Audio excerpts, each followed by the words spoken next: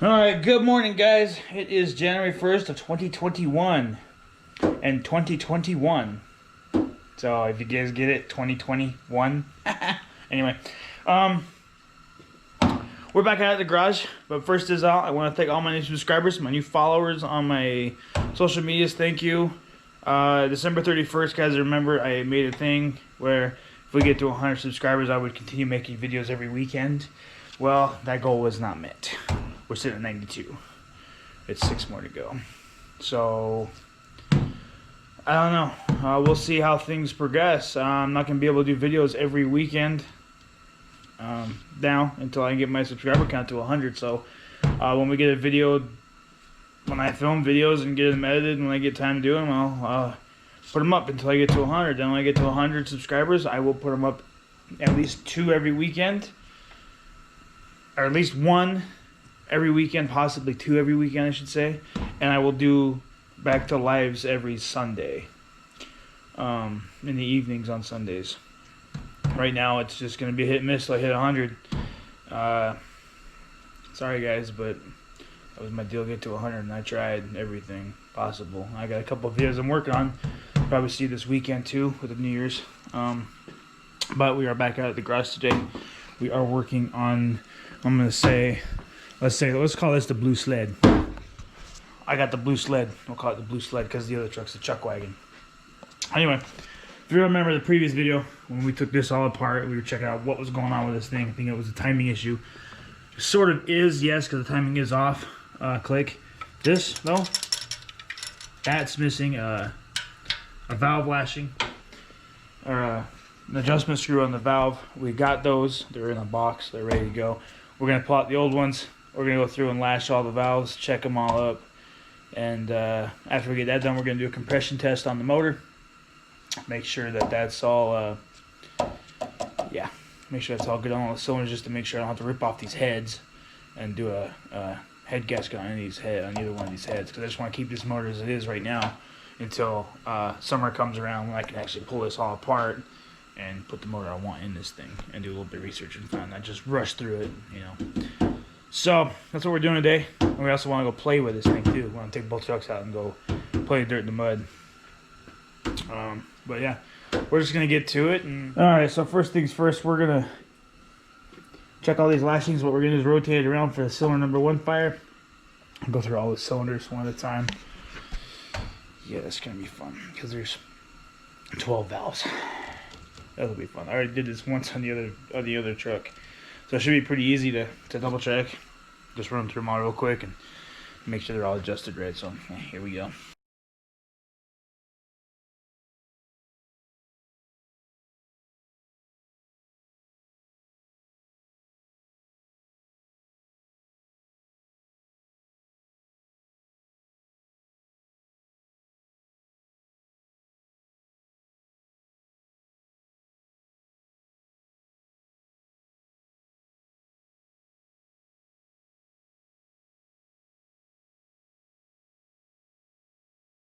Alright, so now everything is all lashed. I have this back up at number 1 cylinder. I don't know why.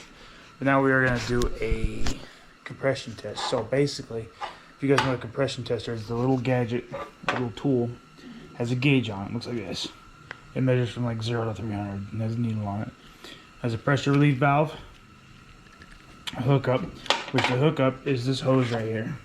This will go in the bottom of the gauge. And depending on what the spark plugs is, so this one would be the Ford brand-ish area of screws. So you're going to screw this into the block where the spark plug is supposed to go. And then you're going to screw this onto the end of this guy here and then connect that to this.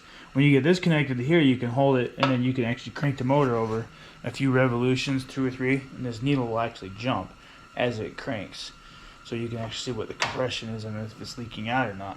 Then just write that down on all the cylinders. I'll show you how the first one goes first, and then we'll just carry on. Alright, so first off, the number 1's going to be a little difficult to get into, which is right here. So you have to put the attachment on the end of the hose.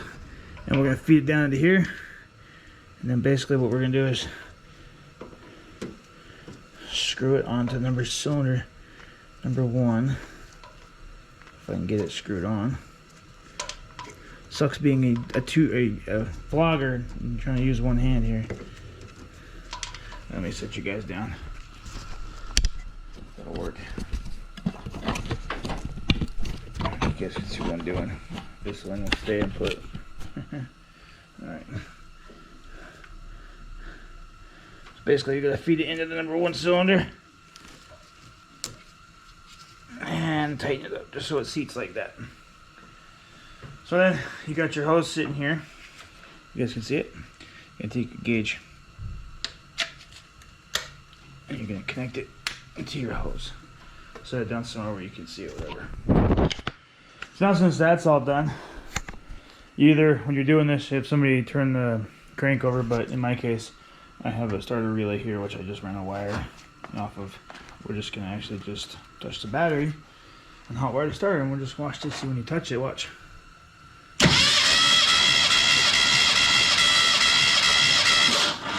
Basically, you just turn it over a few times.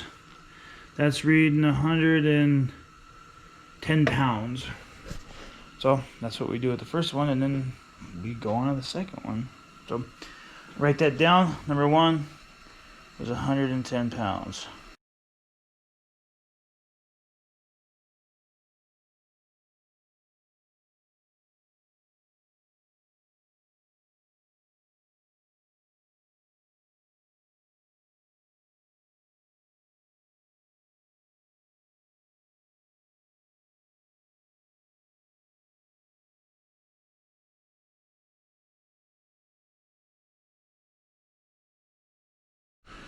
Alright guys, well, good news. All the cylinders check out. Every one of them run at 110 PSI.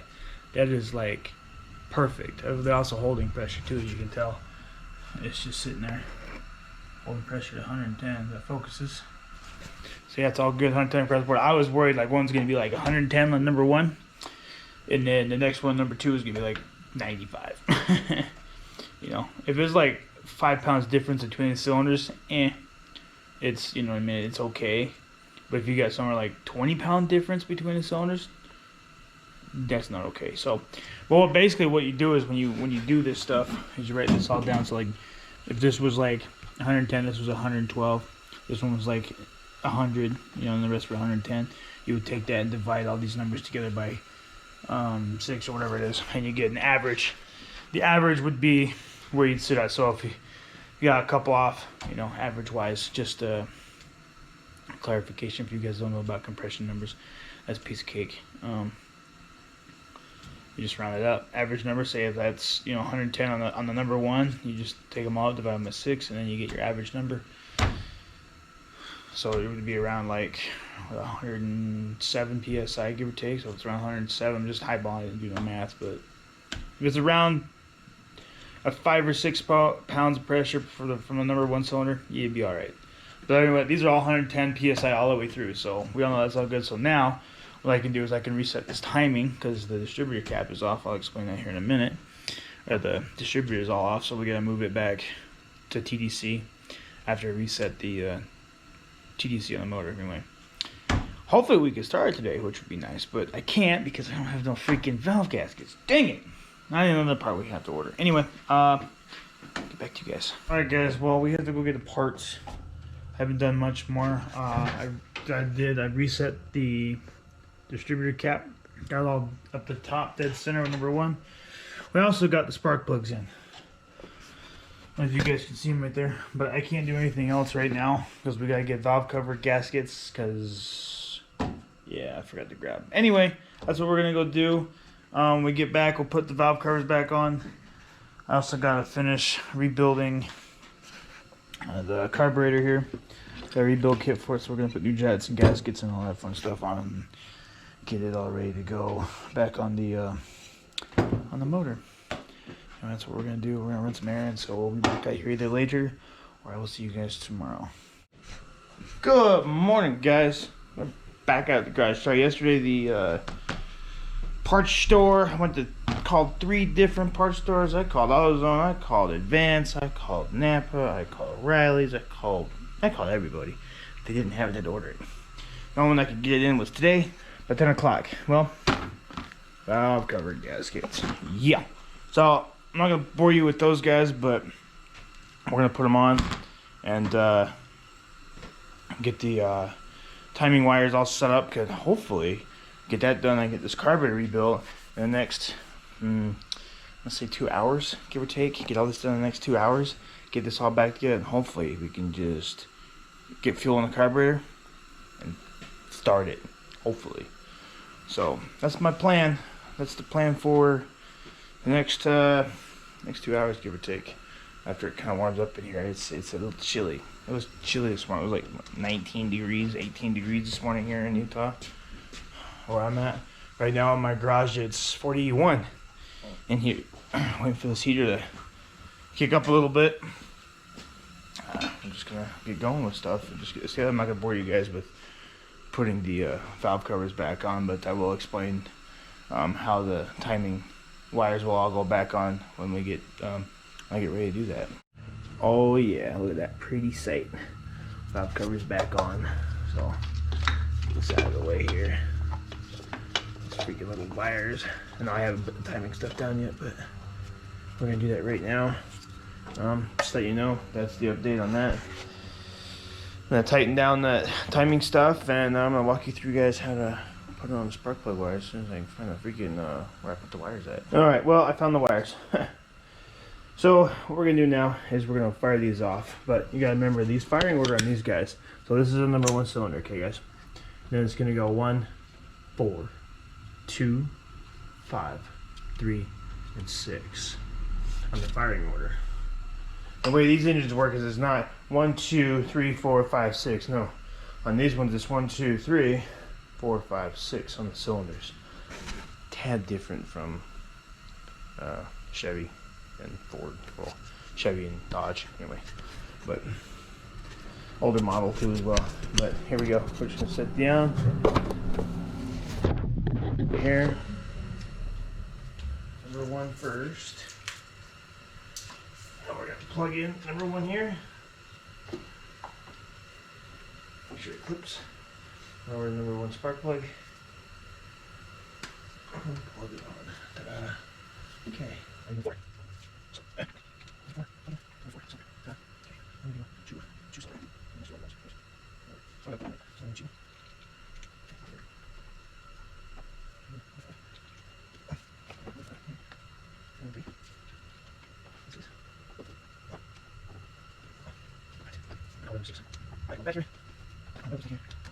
So when you guys are plugging this in too, always remember you gotta plug the coil wire back in. It comes off the coil for the spark, generate the power for the spark. So you gotta remember to go in.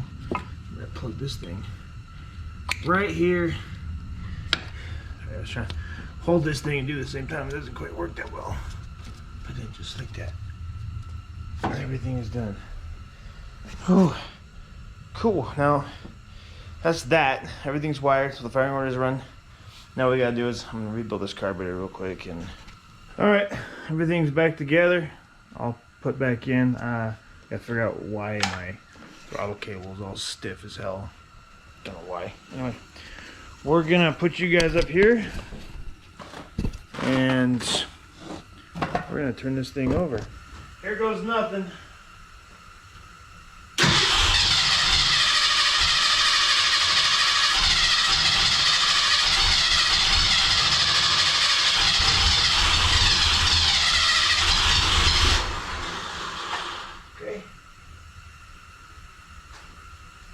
Move timing a little bit, we'll try again.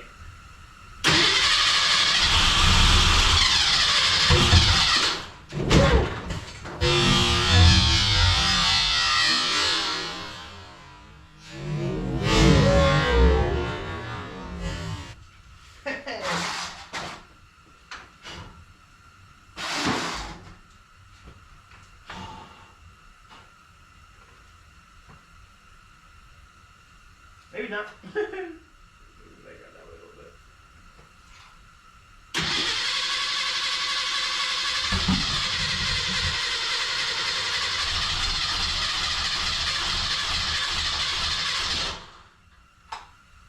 Huh. Interesting.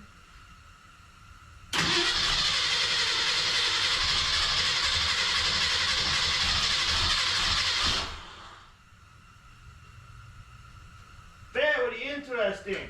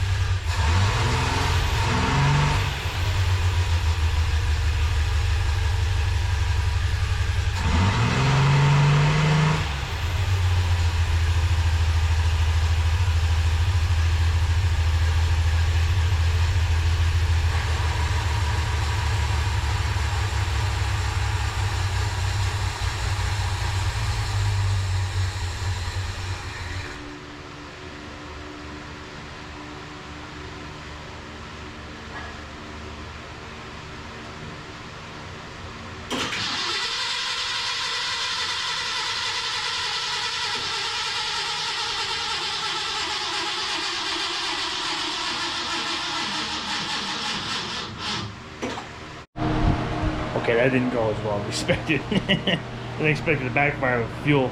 It's getting too much fuel right now. I'm going to adjust down the needles a little bit, play around with it, and yeah, that's what we're going to do right now. Just play around with it for a minute. Carburetor's probably running too much fuel. Anyway, back to you in a minute. Well, poop. Battery just died. From that, I'll probably call it for the day. On this right now, I'm going to go and do some research. I'll pull the numbers off this motor, find out what's going on. This is the right setup for this motor. I don't know. Anyway, hope you guys like this video. Please leave a comment below and like, share, smash the subscribe button, hit the ring bell on future builds, future upcoming videos, whatever. Let's get to 100 subscribers, guys, and let's just I can do more videos on the weekend and stuff. Anyway, I'll talk to you guys later. Peace.